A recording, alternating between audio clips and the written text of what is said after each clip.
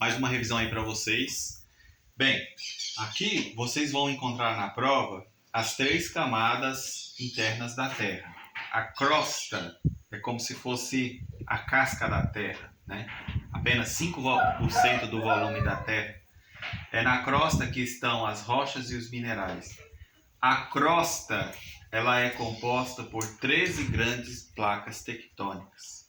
O manto é a maior camada, 83% do volume da Terra, é a camada intermediária. O manto vai ser subdividido em manto externo e manto interno. O manto é sobre o manto que as placas tectônicas irão deslizar. Então o manto ele não é uma camada dura, firme, ela é uma camada semi-rígida, né? O núcleo vai ser também núcleo interno e o núcleo externo. Lembre-se, o núcleo interno é sólido e o núcleo externo ele é líquido porque ele está a 6.000 graus Celsius de temperatura. Nesse contexto, você vai lembrar que o núcleo a 6.000 graus Celsius de pressão, ele vai mandar magma e pressão do interior para o manto.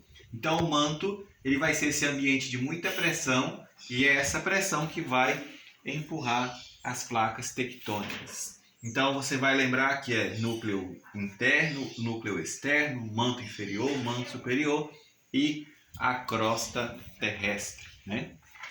Bom, você precisa lembrar que a Terra ela é subdividida em 4 grandes eras geológicas.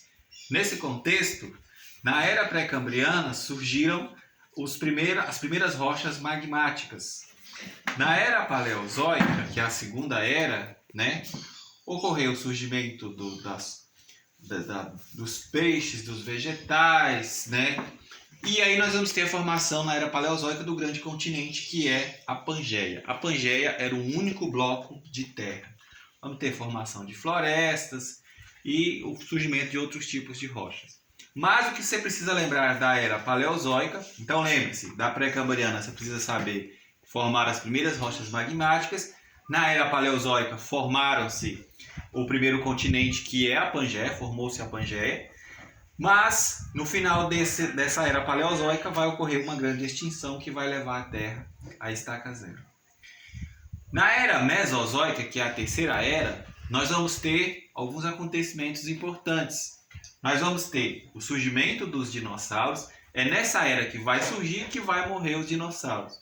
Na era mesozoica, nós vamos ter também a deriva continental, ou seja, a Pangeia vai se dividir nos atuais continentes que nós temos hoje. Então, lembre-se disso, na era mesozoica vai ocorrer a deriva continental, que seria a separação da Pangeia.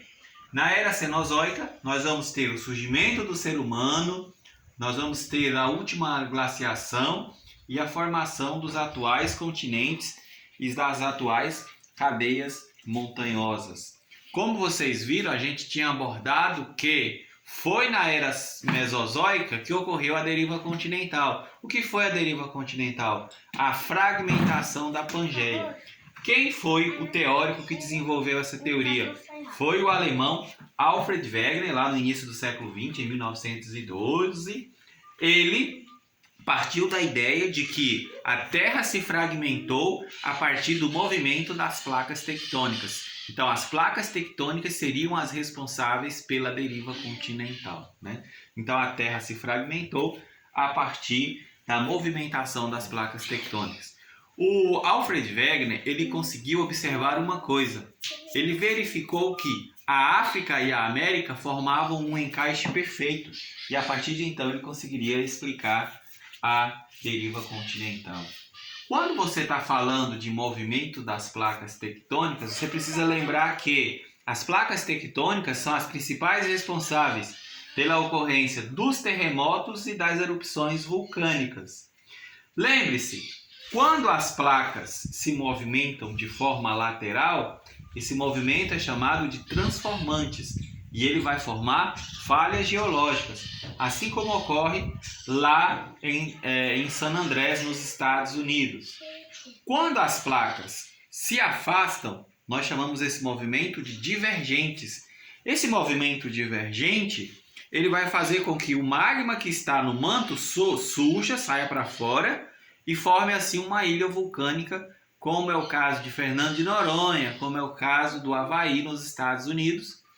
Mas também a divergência formou uma grande cadeia montanhosa que existe no Oceano Atlântico, chamado de dorsal oceânica, que fica bem entre a África e a América. Lembre-se, quando as placas se chocam, esse movimento é chamado de convergentes. Quando o movimento é convergente, uma placa, a mais densa, ela entra por baixo da menos densa, só ergue a menos densa. Esse movimento de uma placa entrar por baixo da outra é chamado de movimento de convecção. Não, perdão, é chamado de movimento de subducção, né? Então, foram as placas tectônicas as responsáveis pela deriva continental, pela fragmentação da Pangeia. Então nós temos os agentes internos, ou chamados de agentes exógenos, são os terremotos, o vulcanismo e o tectonismo, né? Então nós temos os terremotos que se formam a partir do alívio de pressão que vai ocorrer no interior da crosta. Então, o manto fica mandando pressão, pressionando, né? 6.000 graus Celsius de temperatura lá do núcleo, então muita pressão chegando de baixo para cima. Vai chegar um momento que a crosta não vai suportar essa pressão e vai ocorrer um rompimento, um solapamento. Os terremotos, você precisa lembrar de dois nomes quando ocorre esse alívio de pressão na crosta. Epicentro é o lugar aonde nós vamos ter o terremoto sendo sentido em maior quantidade na superfície. Hipocentro é o lugar aonde vai originar o terremoto lá no interior da crosta. Então, epicentro é onde nós vamos sentir o terremoto em maior magnitude. Hipocentro é quando nós vamos sentir o terremoto, é a origem do terremoto, é o hipocentro, né? Nós vamos lembrar aqui agora que essa seria uma imagem de como seria o entendimento das placas tectônicas. Você vai lembrar que o Brasil está dentro de uma placa tectônica. Ele não está na borda das placas tectônicas. Então, as áreas das bordas das placas tectônicas são as áreas mais propícias à ocorrência de terremotos a partir desse choque de placas, dessa movimentação das placas. Vão ocorrer terremotos e vulcões. Para finalizar, a gente precisa lembrar que existe uma região que contorna o Pacífico, chamada de Círculo de Fogo do Pacífico.